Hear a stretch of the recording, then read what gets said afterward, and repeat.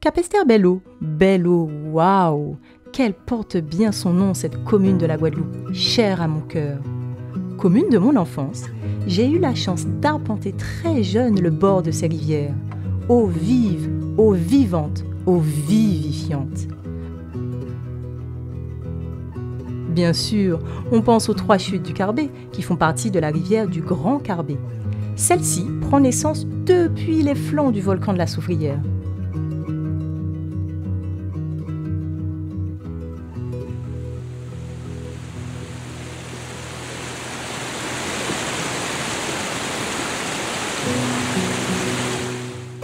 On suppose que son nom provient du village amérindien situé à l'époque non loin de l'embouchure, où de nombreux carbets servaient d'abri. J'ai eu l'occasion récemment de redécouvrir la 3e chute avec un autre regard, accompagné d'une amie et de nos enfants. La transmission s'opère. Mais les étendues d'eau aussi sont à explorer, comme le Grand Étang, le plus vaste lac de l'île. Il s'étend sur 5 hectares et présente une très forte biodiversité. Mon meilleur souvenir de cet endroit est une marche effectuée avec ma mère et une amie d'enfance. Il y a aussi le bassin Paradis, sur la rivière Grosse-Corde. Entouré d'une forêt luxuriante, on se croit vraiment au paradis. Cette même rivière nous offre aussi des cascades et bassins d'eau chaude. Ces paysages sont gravés dans ma mémoire. Capesterre-Belle-Eau, merci pour tes belles eaux.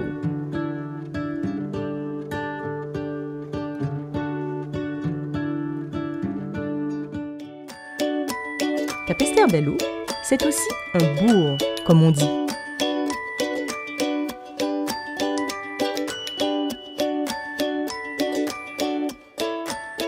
Centre-ville charmant où l'on peut notamment retrouver la magnifique église Saint-Hyacinthe. Eh bien, cette magnifique église, l'église Saint-Hyacinthe, au centre-ville de Capesterre, moi je la vois vraiment comme un symbole de force, parce qu'elle a traversé beaucoup d'années entre les cyclones, les séismes. Voilà, elle a été reconstruite, rénovée plusieurs fois et elle est encore là. Et j'ai beaucoup de souvenirs de cette église où je me rendais petite avec ma sœur et mes grands-parents qui nous emmenaient de temps en temps assister à la messe le soir. Et c'est vraiment des souvenirs qui sont gravés dans mon cœur. Donc dès que j'ai besoin de me ressourcer, je me rends devant cette église et ça me fait beaucoup de bien. L'architecte Ali Tur a laissé son empreinte dans cette église, tout comme au sein du marché du bourg. Et juste derrière l'église se trouve le cimetière. Bien, le cimetière de Capesterre est pour moi vraiment un lieu historique, j'ose le dire, puisque un peu comme tous les cimetières de la Guadeloupe, très symbolique avec ce carrelage sur les caveaux, et puis ces couleurs très vives. Et on repense bien sûr aux périodes de la Toussaint où finalement c'est assez festif. Et moi ça me rappelle vraiment des souvenirs d'enfance où je venais me recueillir sur la tombe de mon père, de mes grands-parents. Je revois mes tantes me parler de mon père avec leurs yeux qui brillent et ça me fait beaucoup de bien. Et je crois que ces lieux de recueillement qui sont aussi des lieux où on peut faire la fête quand c'est la Toussaint, ça fait beaucoup de bien au cœur et ça fait partie de notre histoire. Dans le bourg, on retrouve aussi des cases créoles d'antan, maisons en bois avec un toit en tôle ondulée. Elles présentent pour la plupart en façade une longue terrasse où l'on accueille des invités. Typique de la maison créole. Qui manque dans le centre-ville de Capesterre, une maison créole comme celle-là. C'est notre patrimoine, hein. Ouais. J'ai encore en mémoire la maison de mes grands-parents qui respirait le bien-être. Je sens encore les odeurs et le bon goût du courbouillon poisson et poyo préparé par ma grand-mère. J'entends encore ma sœur et mes grands cousins jouer.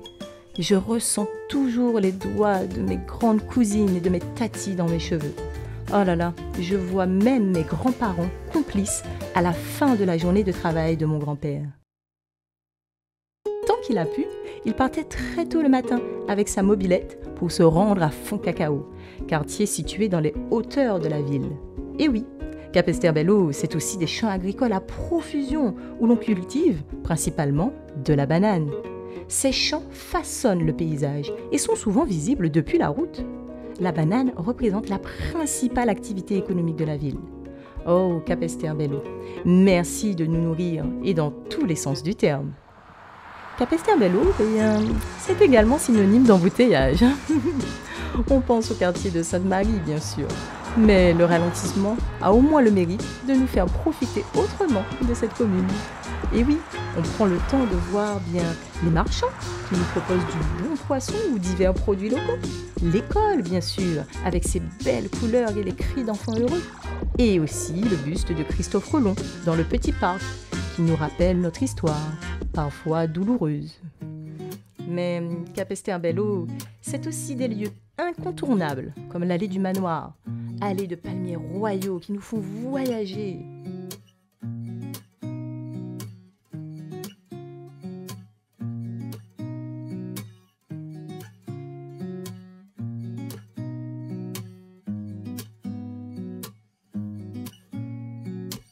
La cassaverie où déguster de bonnes cassaves et découvrir le long processus de cette spécialité culinaire ancestrale. Tu vas avoir ta petite cassave, là, toutes les étapes. C'est délicieux. Je crois que je vais craquer, je vais en acheter. Quand on voit le long processus pour avoir une cassave, on peut la savourer avec beaucoup de plaisir.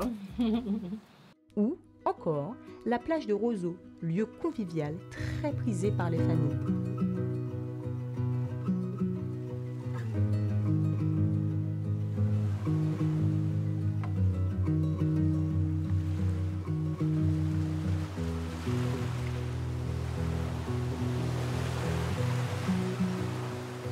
Merci Capesterre-Belle-Eau de nous transmettre toutes ces choses. Tel un palmier royal de l'allée du manoir, en ton sein, on se sent puissant. Tes belles eaux ont aussi un pouvoir, celui de nous rendre doux et aimants. Mais si on pile Capesterre,